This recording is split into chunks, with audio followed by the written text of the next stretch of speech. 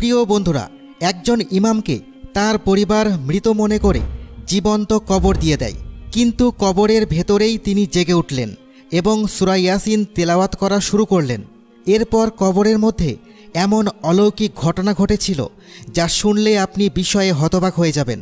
তবে শুরু করার আগে আপনাদের মধ্যে কারা কারা সূরা ইয়াসিন তেলাওয়াত করতে পারেন তারা অবশ্যই কমেন্টে লিখুন আলহামদুলিল্লাহ। ঘটনাটি ঘটেছিল প্রাচীন বাগদাদ নগরীতে।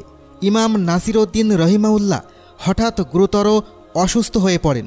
অসুস্থতার তীব্রতায় তিনি এতটাই দুর্বল হয়ে পড়েন যে একসময় বেহুশ হয়ে যান।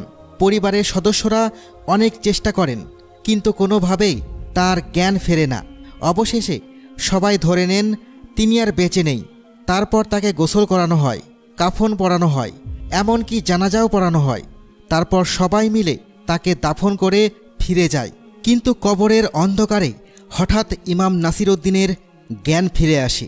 চোখ খুলেই তিনি বুঝতে পারেন তিনি জীবন্ত অবস্থাতেই কবরের মধ্যে আছেন। প্রথমে তিনি ভয় পেয়ে যান, হতবিহ্বল হয়ে পড়েন।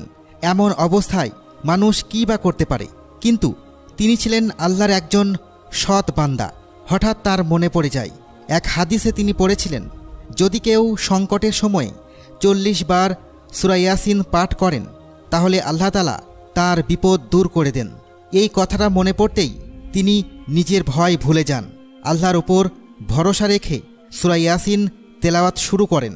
একবার, দুইবার, এইভাবে 39 বার তিনি সূরা ইয়াসিন তেলাওয়াত করেন। ঠিক তখনই তার মনে হয় মাটি যেন নাড়া দিচ্ছে, কে যেন তার কবর খুঁড়ছে।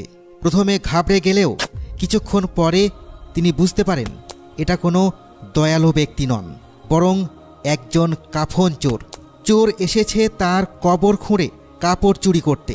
তখন ইমাম সাহেব সাবধানে খুব ধীরে ধীরে 40তম বার সূরা ইয়াসিন তেলাওয়াত শেষ করেন, যাতে করে চোর কিছু টের না পায়।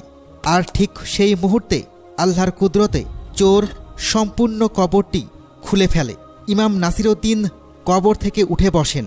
এই দৃশ্য দেখে চোর হতভম্ব হয়ে যায়। ভয় পেয়ে সেই চোর সেখানেই অজ্ঞান হয়ে পড়ে যায়।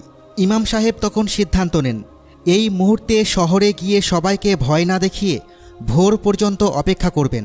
ফজরের আজান দেওয়ার সময় তিনি শহরের দিকে রওনা হন। এক এক করে দরজায় কড়া নাড়েন এবং বলেন, আমি ইমাম নাসিরউদ্দিন, তোমরা যাকে মৃত ভেবে দাফন করেছিলে, আমি তখন জীবিতই ছিলাম, কিন্তু বেহুশ ছিলাম।